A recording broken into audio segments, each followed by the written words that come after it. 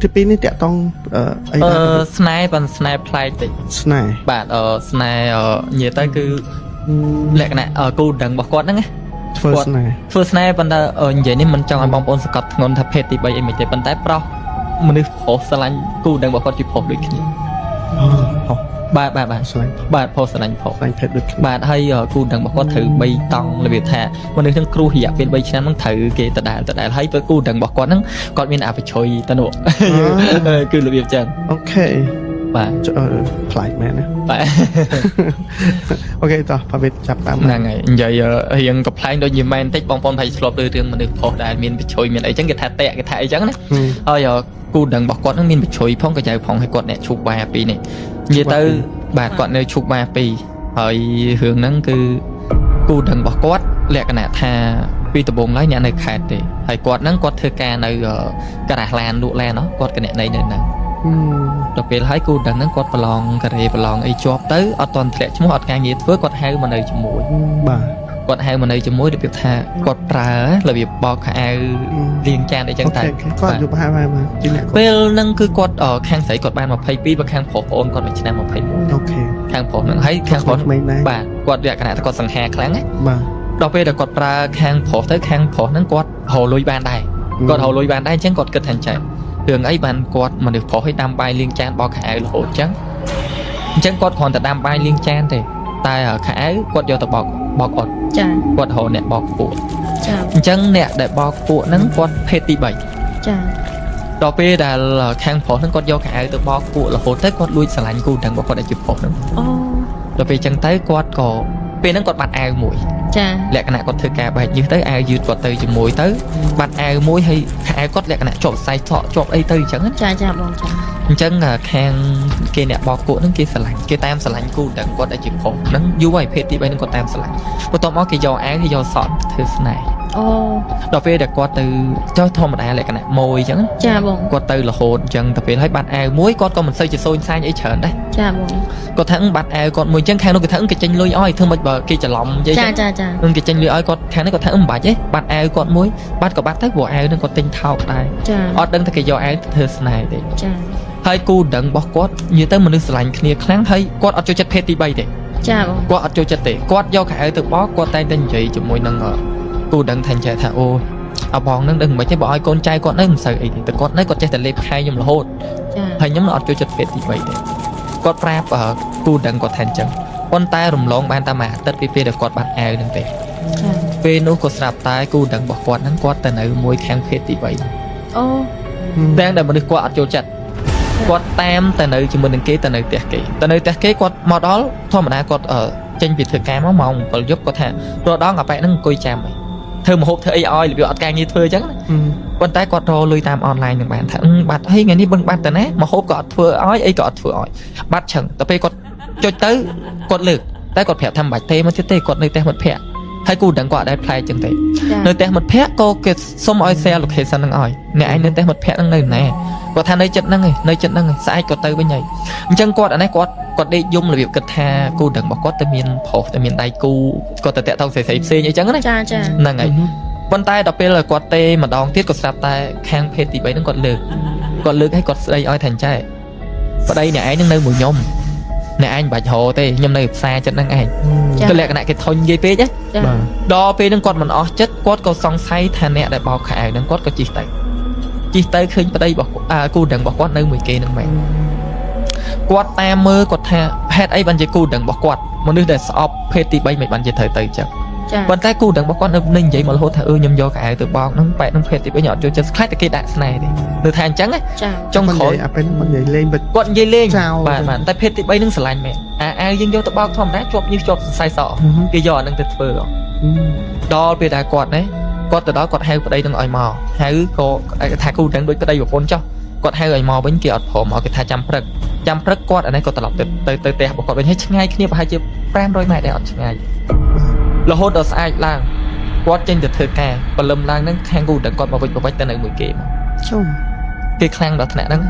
គាត់ទៅនៅមួយភេទទី3ហ្នឹងដល់ពេលទៅនៅទៅគាត់អានេះគាត់អស់ចិត្តគាត់ថាគាត់ហៅអត់បានអីអត់បានអញ្ចឹងមិនដឹងធ្វើម៉េចទេចុះពេលចេញទៅហ្នឹងគាត់មានបកកាយគ្នាគាត់មនុស្សគាត់អត់ បរិយគាត់នៅចុះគ្នាគាត់ជួយចិត្តលឺមាត់លឺកទេគាត់ជីវធម៌គាត់ខ្ពស់អញ្ចឹង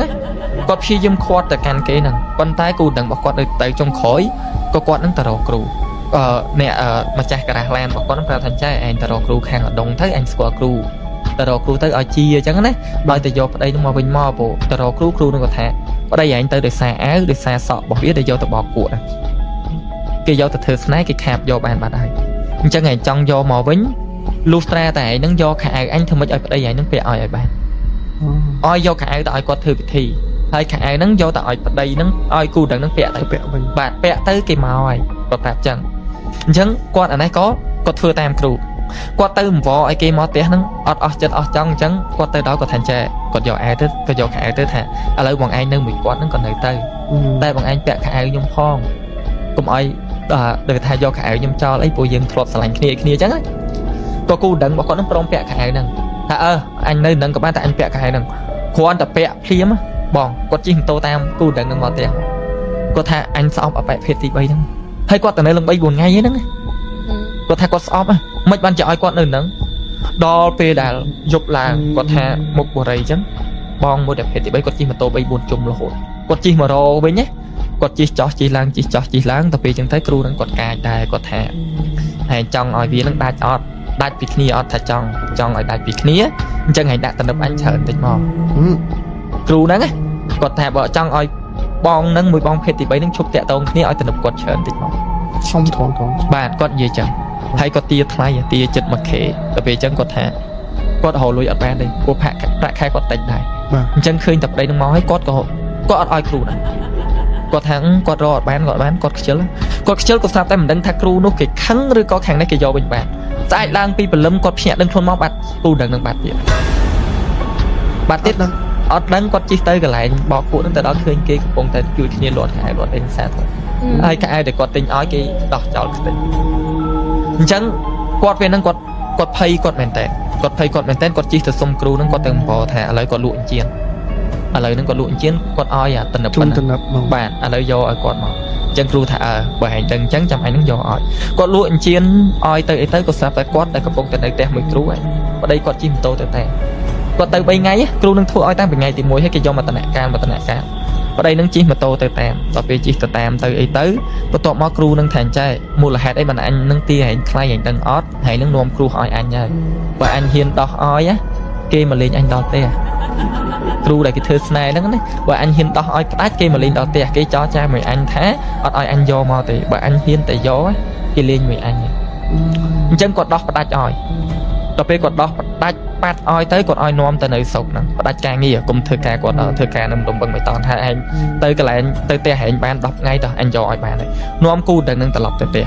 គ្រូនឹងប្រាប់ថាម្នាក់ដែលភេទទី3ជិះម៉ូតូទៅដល់ផ្ទះគាត់ទៀតហើយអត់ដឹងថាស្គាល់ផ្ទះគាត់ឲ្យរបៀបណាទេនៅពេលដែលគេបានជិះម៉ូតូទៅដល់ផ្ទះគាត់ទៅអីទៅគាត់អានេះម្លងបាន10ថ្ងៃទៅលេងគ្រូនឹងដេកនៅនឹងកន្ទេលគាត់ថាអញត្រូវបោះគេហើយជួយឯងដោយសារតែជួយឯងហ្នឹងឯងឲ្យអញចិត្ត 1k ហ្នឹងអញមើលខ្លួនអញទាំងឆ្នាំពេទ្យទាំងអញវិញហ្នឹងអញមើលឡើងចង់អស់ហើយនេះអញមើលឡើងចង់អស់ហើយនេះប៉ុន្តែគាត់ថាគាត់សប្បាយចិត្តលើកណោទុករបស់គេដែរនៅពេលហ្នឹងភេទទី3ហ្នឹងនៅឈប់មកពីហ្នឹងកន្លែងគាត់ហ្នឹងគឺទី1លែងមានភ្ញៀវចូលទី2នៅពេលហ្នឹងគឺគាត់ត្រូវបោះគេគាត់ឈឺគាត់បាត់ចង់បានណាអញ្ចឹងម្លងពេលហ្នឹងមកករណីគូដឹងរបស់គាត់ត្រូវស្នេហ៍គេហ្នឹង2តង់ម្លងពីភេទទី3ហ្នឹងមកអញ្ចឹងគូដឹងរបស់គាត់ហ្នឹងក៏ចាប់តាមដល់ថ្ងៃធ្លាក់ឈ្មោះទៅកូរ៉េដល់ពេលដល់ថ្ងៃធ្លាក់ឈ្មោះទៅកូរ៉េទៅអីទៅគាត់ជាប់តែយើងចាំតែថ្ងៃរៀនវគ្គខ្លីហើយឡើងទៅទេគេណាត់រៀនវគ្គខ្លីហើយអីហើយគាត់ថាបងអូនជីដូនរបស់គេហ្នឹងម៉ែឪនឹងសំគុំឲ្យមករហូតសំគុំមួយគូដឹងគេណាដល់រហូតដល់គាត់ចូលស្ដីចូលសួរនៅមួយគ្នាដូចប្តីប្រពន្ធហ្នឹងក៏ខាងម៉ែឪគេហ្នឹងនៅតែនិយាយថាតដាច់នឹងអញតដាច់នឹងបានកូនអញអញ្ចឹងគាត់ថាចាគាត់ហ្នឹងគាត់នៅសង្ស័យដោយសារតែមួយរយៈចុងក្រោយហ្នឹងឃើញប្តីនឹងប្លែកខាងគេឧស្សាហ៍ធ្វើផ្អែមធ្វើអីយកមកឲ្យហូបរហូតអញ្ចឹងណាឲ្យប្តីគាត់នឹងហូបគាត់អានេះក៏ចេះតែពីទទួលគេរាល់ថ្ងៃគាត់ថាគាត់មានអារម្មណ៍ថាចាអាបងអញខ្លាចតែត្រូវបោះគេទៀតទេហូបបោះប្អូនជីដូននឹងរហូតអញ្ចឹងហូបទៅពេលហូបហើយបានមកប្រហែលជាមួយអាទិត្យអញ្ចឹងគេមករៃរាប់គាត់ថាចាទៅកូរ៉េនឹងឆ្ងាយគ្នាណាពិបាកនៅអញ្ចឹងផ្ដាច់ពាក្យឲ្យហើយទៅ ខ្លាចគាត់ទៅដល់ហ្នឹងគាត់មានអ្នកស្គាល់ថ្មីគាត់ថាហានិយាយគ្នាសំលុយមួយគ្នាចិត្តដល់ថ្ងៃការហើយមិនបានថាអញ្ចឹងគេទាគាត់ផ្ដាច់ពាក្យដដែលគាត់ថាគេទាមែនតែនហ្មងគាត់គិតថាបើគេដាច់ហើយគាត់នឹងក៏ផ្ដាច់វិញអញ្ចឹងគាត់ក៏ដកធម្មតាគាត់ថាលុយពិបាករកអាលុយគាត់សំក៏អីក៏ដកមកប៉ុន្តែគាត់ផ្ដាច់ពាក្យបាន3ថ្ងៃគូដឹងនឹងជាប់ពាក្យជាមួយនឹងបងប្អូនជីដូនគេ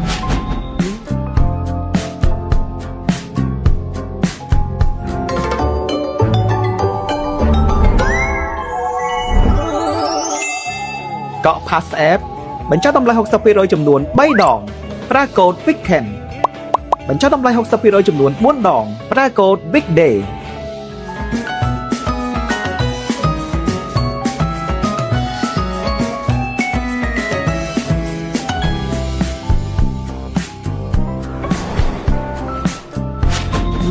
គេភ្ជាប់ពាក្យមួយគ្នាទៀតបើ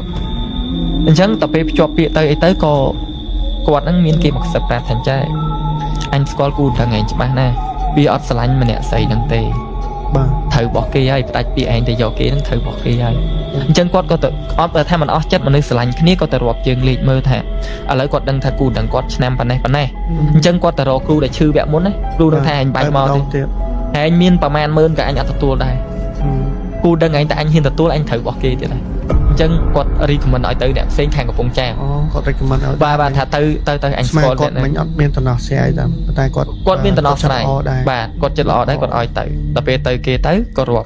រាប់គេថាត្រូវរបស់គេមែនប៉ុន្តែនៅមកតង់ទៀតគាត់ថាឥឡូវហ្នឹងមិនមែនគូវាទេមិនភ័យ 100% គឺមិនមែនគូវាទេគេដាក់ស្នេហ៍បានតែមិនមែនគូទេដល់ពេលចឹងទៅក៏គេចាប់ផ្ដើមខាងគេនោះគេធ្វើកុងធនាគាររួមអីរួមវាថាទៅដល់កដេបើប្រាក់ខែបានប៉ុន្មានបាញ់ចូលមកទាំងអស់ចឹងបាទវាចូលគេចាប់ផ្ដើមធ្វើចឹងទៅដល់ពេលរៀបចំឡើងក៏ស្រាប់តែម្ដាយរបស់គាត់ហ្នឹងទៅរៀបចំខោអាវរបស់កូនហ្នឹងក៏បានឃើញរូបថត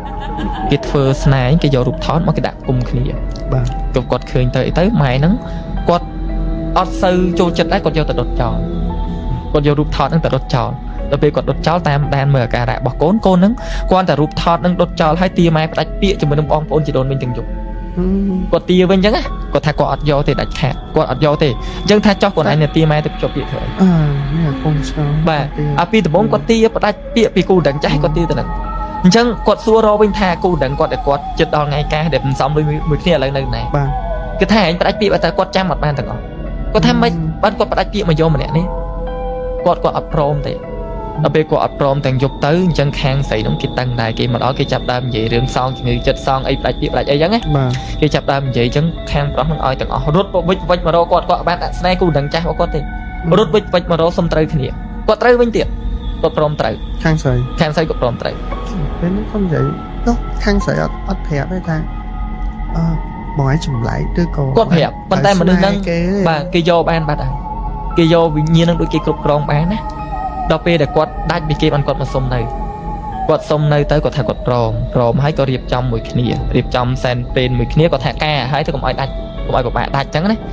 ការហើយអញ្ចឹងគាត់ថាឥឡូវគេសុំទៅរកលុយនៅកូរ៉េមួយឆ្នាំកន្លះមកវិញគេការទៅដល់កូរ៉េត្រូវរបស់គេនឹងទៀតក៏ប៉ុន្មានហើយត្រូវម្ដងនឹងប្រុសដូចមុនអញ្ចឹងអ្នកផ្សេងម្នាក់ទៀតម្ដងនេះគាត់ដាច់មែនតើអត់ជាប់បានគេដល់10ថ្ងៃទៅដល់គាត់ចេញពីនឹងទៅក៏ឆ្ងាយណាស់ឆ្ងាយបងគាត់ចេញទៅបាទ3កលៈនិយាយទៅគឺគេគ្រូគេប្រាប់ថាហែងមិនមែនគូព្រេងវាទេហើយអាប្អូនជីដូនរបស់វាក៏មិនមែនគូព្រេងវាដែរគូព្រេងវាអ្នកទី3ប៉ុន្តែគាត់នៅតែជំនះតែគាត់ស្រឡាញ់គ្នាតាំងដំបូងគាត់ស្រឡាញ់តាំងពីដំបូងនឹងអីមិនគាត់ចង់បាទបំណងប្រាថ្នាគាត់ហ្នឹងហើយគាត់ដល់ថ្នាក់សំលុយសំអីមួយគ្នាហើយចូលគាត់ទៅដឹងគ្នាតាំងពី18 3ឆ្នាំហ្នឹងហើយតស៊ូមួយគ្នាមករាប់ឆ្នាំអីសំប្រាក់សំអីគ្នាដល់ពេលដែលទៅដល់កូរ៉េវីដេអូខលមកគ្នារាល់យប់អញ្ចឹងវីដេអូខលស្រឡាញ់ប្រពន្ធស្រឡាញ់ចេះស្រឡាញ់ចោះមួយទៅពេលគាត់ថាផ្លាច់3ថ្ងៃហ្នឹងចេញធ្វើការមកម៉ោងនៅកូរ៉េរត់លឿនជាងនៅយើងនេះ2ម៉ោងគាត់ថាម៉ោងស្មើនឹងហើយមិនបានជាអត់ខលមកគាត់ក៏ខលទៅគាត់ដាច់ចិត្តខលទៅដល់ពេលខលទៅមិនមែនគូដឹងគាត់អ្នកលើកទេខាងប្រុសគេអ្នកលើកហើយគាត់ដេកអាក្រាតកាយនៅមួយគ្នាប្រុសហើយនឹងប្រុសហ្នឹងតែគាត់ថាខលមកហ្មងបាទខលលើកឲ្យថាទេមកប្តីគេទៅអីគេថាអញ្ចឹងទេមកប្តីគេទៅអីហើយគេដាក់រូបនឹងអញ្ចឹងអត់ធ្វើលេងទេគាត់ឃើញនៅក្រោយខ្នើយហ្នឹងគឺមានរូបចောင်းប្រអប់2ចាស់ទៀតអាស្នេហ៍ហ្នឹងគេដាក់នឹងក្បាលតនេកគេ ចំ ឃើញច្បាស់កន្លែងហ្នឹងគាត់ថាអ្នកឯងដាក់អីនៅក្រោយខ្នងហ្នឹងគេបបែកាមេរ៉ាហ្នឹងចេញគេអត់ឲ្យឃើញទេបន្ទាប់ពីហ្នឹងមកគាត់ព្យាយាមតាក់តងទៅគូដឹងគាត់តាក់តងគេដូរ account រហូតគេដូរ account ដូរអីរហូតនិយាយទៅគេធ្វើឲ្យគាត់ឆ្អែតចិត្តហ្មងណា បាទ គេព្យាយាមផ្ដាច់ព្យាយាមធ្វើឲ្យគាត់ឆ្អែតចិត្តគាត់ថាគាត់តាមយកឲ្យបានគាត់ទៅសុំគ្រូគ្រូថាមិនបាច់ទេឯងទៅរកគ្រូដល់ស្រុកណាក៏យកគូដឹងឯងមកវិញអត់បានទេគូគេនៅត្រឹមហ្នឹងហើយ គ្រូទី1ឬ គ្រូទី1ទី2ទី3គាត់រឡើងចង់ឈួតស្រឡាញ់បងស្រឡាញ់ខ្លាំងចង់បានមែនតើថាយកអត់បានទេបន្ទាប់មកក៏កងរបស់គាត់ហ្នឹងមិនដើរគូដឹងចាស់គាត់ហ្នឹងគាត់ស្គាល់ខាងប្រុសដែលយកគូដឹងគាត់បានគាត់បាញ់លុយមកគាត់ថាណែឯងយកលុយទៅឲ្យចាក់ចេញពីជីវិតម្នាក់ផងហ្នឹងទៅគាត់បាញ់លុយនឹងចូលពីកូរ៉េមកលុយសំមួយគ្នាមិនមែនអីមែនឲ្យមកទាំងអស់ បាទ ហើយទៅពេលរាល់ថ្ងៃគេចូលសេចក្ដីកូរ៉េមួយគ្នាតែគេតែងតែនិយាយម៉ាក់គាត់ក៏និយាយដែរម៉ាក់ខាងប្រុសថាកូនអញបជ្រុយហ្នឹងបើអត់កាត់ចោលទេមិនមែនវាអ្នកជួបគ្រោះដៃគូវាអ្នកជួបគ្រោះបើអត់កាត់លុយនឹងចោលទេជួបគ្រោះចុងក្រោយគាត់អ្នកទូរែកទាំងអស់ហើយរាល់ថ្ងៃគាត់ធ្វើចិត្តអត់ទាន់បានទេគាត់អាយុ28 29ហើយខាងស្រីគាត់នៅតែអញ្ចឹងនិយាយថាអត់មានមនុស្សប្រុសណាមកជំនួសម្នាក់ អត់ទេខាងនេះបើខ្ញុំស្មានណាគាត់ប្រហែលវាថាស្នេហាទី1ដែលគាត់ស្រឡាញ់គាត់វាស្រឡាញ់ខ្លាំងគាត់អាចមានស្នេហាផ្សេងមុននឹងតែប៉ុន្តែអាស្នេហាទី1ដែលខ្លួនឯងស្រឡាញ់ឲ្យគាត់ខំប្រឹងតស៊ូទៀតគាត់គិតថាវាងាយចុះចាញ់បាទហើយគាត់មកសួរខ្ញុំថាបងគ្រូណាខ្លាំងអត់មានគ្រូណាខ្លាំងទេប្រហែលតែគ្នាហ្នឹងបើឯងរកទៅខាងគាត់នៅកូរ៉េអត់ទេបងស្រីគាត់នៅខ្មែររហូតគាត់នៅខ្មែរគាត់ចង់បានមកវិញពួកគាត់នៅកូរ៉េបាទពួកករណីមិនមែនមនុស្សប្រុសហើយនិងមនុស្សស្រីរៀបការមួយគ្នាចោះតែសវលទេគឺមនុស្សប្រុសនិងមនុស្សប្រុសនៅមួយគ្នាអញ្ចឹងគាត់នៅមានសង្ឃឹមថាគាត់បំបែកពីគ្នាយកមកវិញបានគាត់អត់ទាន់អស់ចិត្តអស់រាល់ថ្ងៃតែខ្ញុំប្រាប់រឿងមួយបងប្អូនមិនមែនរឿងណាក៏គ្រូធ្វើបានទេបាទកុំគិតថាអញ្ចឹងឲ្យសោះបាទមិនមែនរឿងណាក៏គេធ្វើបានទេបាទហើយបើពីខ្ញុំរឿងគ្រូខ្មែរគឺដូចខ្ញុំនិយាយខ្ញុំរីខមមិនថាបើបងប្អូនឈឺខ្ញុំឈឺក៏ដល់យកខ្ញុំទៅពេទ្យសិនមើលពេទ្យអត់ជាចាំតែរកគ្រូហ្នឹងហើយហើយកុំគិតថារកគ្រូទៅដឹងតែបានដឹងតែអីពួកបងប្អូនមួយចំនួនគាត់យល់ខុសច្រើនខ្ញុំនៅមួយគ្រូច្រើនខ្ញុំស្គាល់ខ្ញុំដឹងតែពេលអញ្ចឹងទៅខ្ញុំអត់ចង់ឲ្យបងប្អូនផ្ដេកផ្ដួលពេកទេអាករណីអញ្ចឹងដូចប្រភេទឯងចូលជួញលើកទី1 Smart បាទຕົកលើ background ហ្នឹងហើយរះមកលេខទូរស័ព្ទហ្នឹងហើយហើយខ្ញុំ share reply ទុកចោលពេលហ្នឹងគឺអ្នកដែលវេទនាជាងគេគឺជាខ្ញុំជូនគេទៅគេអត់ជាគេថាខ្ញុំសុំកលុងមួយគ្រូគេជាគេលើកដៃអរគុណប៉ុណ្្នឹងឯងយល់ដូចថាមួយរយៈក្រោយនេះក៏មានដែរតែនិយាយថាឃើញអញ្ចឹងតែលាប់ហើយសុខចិត្តបិទមកអត់ឃើញហ្មងធ្វើអត់ឃើញល្អជាព្រោះដោយសារអត់ចង់ឲ្យមានបញ្ហាអីទៅបងប្អូនយើងមើលបញ្ហាអត់ឃើញទេអញ្ចឹងពីពួកខ្ញុំទៅគ្រាន់តែកំសាន្តបែបរន្ធត់អត់អាចហ្នឹងហើយជឿលើអីមួយដែលឈលនិយមឯងពេលខ្លះយើងអាចវាទៅជាឈលហ្នឹងហើយគាត់តែមានបញ្ហាអីយើងសុតមកចង់ឲ្យបងប្អូនស្ដាប់កំសាន្តបាទចង់ឲ្យស្ដាប់កំសាន្តឯព្រោះយើងផ្ដោតទៅពេកទៅគឺវាអត់បាទហើយបើមែនតើបើខ្ញុំធ្លាប់ជួបអានេះសុំចែកលេខបបិសាទខ្លួនឯងដែលធ្លាប់ជួបមួយគ្រូក៏ដូចជាសុខៀតហើយអីគេលោកសង្ឃទុកដងអីបាទពេលដែលខ្ញុំជួបមួយគាត់ពួកគាត់ចឹងទទួលបានបបិសាទមួយចម្លែកមកខ្ញុំនិយាយមួយគាត់អត់ចូលហ្នឹងនិយាយមួយអត់ចូលដូចនៅភពផ្សេងគ្នាចឹងអត់ចូលហ្មងគឺពេលដែលពួកគាត់គឺគាត់ប្រើភាសាមិនគាត់មិនចង់បញ្យល់ឲ្យយើងយល់ទេពួកគាត់ភាសាហ្នឹងហ្មងគ្នាគាត់បានគាត់យល់ហ្មងខ្ញុំអ្នកធម្មតាអញ្ចេះតែអង្គុយស្ដាប់គាត់2ម៉ោងអីហ្នឹងហើយស្ដាប់អត់យល់ហ្នឹងហើយវាថាវារឿងខ្លះចង់ជឿដែរតែជឿអត់រួចហ្មងបាទព្រោះយើងនៅ50ក្នុងខ្លួនណាតែពេលអញ្ចឹងពេលដែលរឿងដែលគាត់ប្រាប់វាជ្រៅអាហ្នឹងនិយាយទៅអាហ្នឹងវាជ្រៅបងប្អូននឹកស្មានដល់ហើយក៏អត់យល់ហើយទោះគេមិននិយាយមកប្រាប់ក៏នៅតែអត់យល់អញ្ចឹងបាច់យល់ហ្មងដូចសឹកធ្វើអត់យល់ហើយមិនបាននិយាយខ្ញុំថាអញ្ចឹងគ្រូខ្លះភ្លើងឆេះផ្ទះខ្ញុំស្គាល់ច្រើនដែរដោយសារអាសនៈខ្លួនឯងចោះបើគាត់ខ្លាំងមិនបានដុតជាគៀងអត់មើលដុតទៀនអត់មើលភ្លើងឆេះផ្ទះខ្លួនឯងហើយគេតែងថាអាសនៈគាត់ខ្លាំងដែរខ្លាំងមិនបានអាសនៈធ្វើឲ្យភ្លើងឆេះទេអញ្ចឹងបងខ្ញុំចង់ឲ្យបងប្អូន50បាន50បានហើយជំនឿអត់អីបាទហ្នឹងសុំតែរឿងហ្នឹងចាប់ធ្វើបាទសុំប៉ុណ្្នឹងបាទសុំប៉ុណ្្នឹងបានខ្ញុំមានវែងណាស់មិញបាទសុំប៉ុណ្្នឹងតែមិនអញ្ចឹងគាត់ចាប់ខាងនោះគេខាងនោះបាទ បងស្រីគាត់ បាទនៅកូរ៉េហ្នឹងគឺអញ្ចឹងទោះបីយើងមិនមែនប្តីប្រពន្ធក៏ដោយយើងមានយើងថា EP វគ្គ1វគ្គ2វគ្គហ្នឹងគឺគេឲ្យយើងចូលសញ្ជាតិ free ហ្មងយើងទៅរៀនតែ60ថ្ងៃយើងទៅធ្វើការបាន10 គាត់ ឆ្នាំ មានសិទ្ធិរស់នៅ គាត់មានសិទ្ធិរស់នៅអញ្ចឹងស្មើនឹងគាត់អត់មានសង្ឃឹមគេមកវិញទេ អញ្ចឹងសប្តាហ៍គាត់នៅកូរ៉េ គាត់ខាងប្រុសនៅកូរ៉េខាងស្រីគាត់ធ្វើការនៅក្រាស់ឡានដដែលហ្នឹងតែគាត់អត់មនុស្សស្រីអាយុចូល30ហើយគាត់អត់ តែចិត្តគាត់ណាគាត់ខំប្រឹង4 5 3 4តង់ហ្នឹងមិញ បាទមនុស្សស្រីបងប្អូនគាត់ខ្ជិលចាប់ផ្ដើមដដែល អត់ទេមិនសំខាន់គាត់មិនខ្ជិលចាប់ផ្ដើមគាត់ស្រឡាញ់ហ្មង ហ្នឹងហើយគាត់ស្រឡាញ់ ចង់ឲ្យចាប់ផ្ដើមក៏អត់ចាប់ផ្ដើម ហ្នឹងគាត់ខ្ជិលគាត់ បាទ ហើយករណីមួយគឺធ្វើឲ្យគាត់អស់ជំនឿលើមនុស្សប្រុសក៏អាចថាបានរឿងមួយបាទមនុស្សដែល គាត់មិនរៀងគាត់គាត់ថាអត់ចង់ម្ដងទៀតហ្មង នឹងអត់ចង់ម្ដងទៀតបាទពេលណាក៏ពេលហ្នឹងតែ បាទបងនេះបងនេះនេះហ្នឹងមិនជាប់ឈ្មោះបងនីតាអញ្ចឹងហ្មងយ៉ាមិនដែរសាច់យើងហ្នឹងមកយកឃើញមិនបង ខ្ញុំដូចម៉ៃដែរខ្ញុំ50រឿង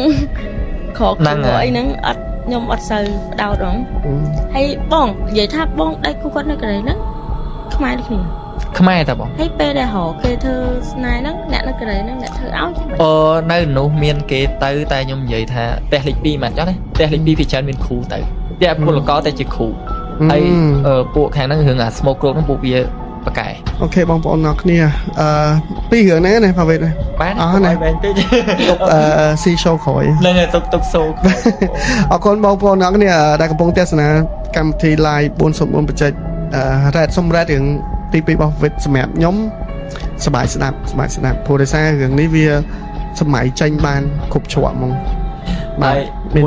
មួយទៀតបងប្អូនធ្លាប់តែលឺដាក់ស្នេហ៍ប្រុសយកស្រី ហ្នឹងហើយប្លែកជាហ្មង ហើយកុំមកតង់អត់ដែលលឺដល់3តង់ទេច្រើន អូខេ